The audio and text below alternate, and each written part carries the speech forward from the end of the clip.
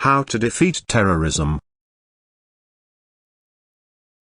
Stopping terrorism is not like gambling. In poker there are different variables that can affect the outcome, but in fighting terror the only way to win is to fight to the end. Many people think that the terrorists feel they have been wronged by something or someone and that giving them something will end the fight, be it land or money, but history has repeatedly shown us that by appeasing the terrorists we are only giving them what they want and prolonging the fight. They will continue to take everything they are given, but they never stop wanting more. An example of this is clear in the Israeli Palestinian conflict. Israel allows the PLO to return to the West Bank and Gaza and form the Palestinian Authority. Israel supplied weapons and the Americans provided training to the Palestinians so they could start an army to fight crime and terrorism. Israel was repaid by the terrorists by suicide bombings in malls, restaurants, clubs and buses. More recently, Israel pulled all Jews from Gaza and gave all the land to the Palestinians. The Israelis left behind infrastructure and greenhouses,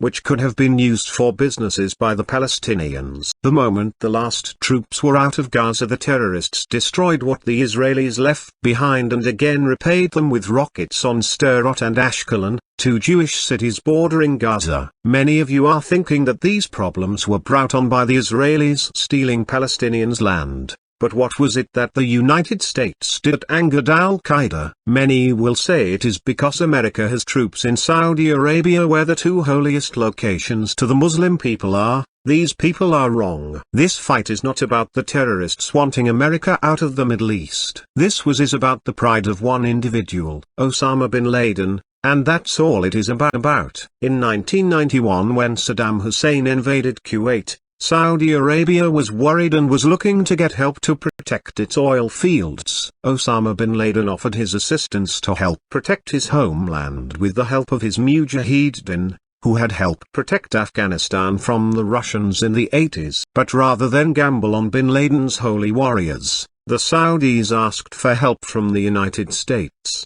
And this wounded bin Laden's pride. Now bin Laden is on a quest to show the world that he is the true protector of Islam. Do not be fooled, this is a war of religion. The only thing that has ever worked is not to try to negotiate with these people but to fight them with force. You will find that with any military action against terrorists, once you start to make some headway, they will start to yell about a hudna or temporary ceasefire. When you are in a poker tournament in casinos online or land-based and your opponent is almost out of chips, do you back and let your enemy regroup or go all in and force him out? The only way to defeat terrorism is to fight terrorism whenever and wherever it shows its head, and to never let up on those who would use terror to forward their goals.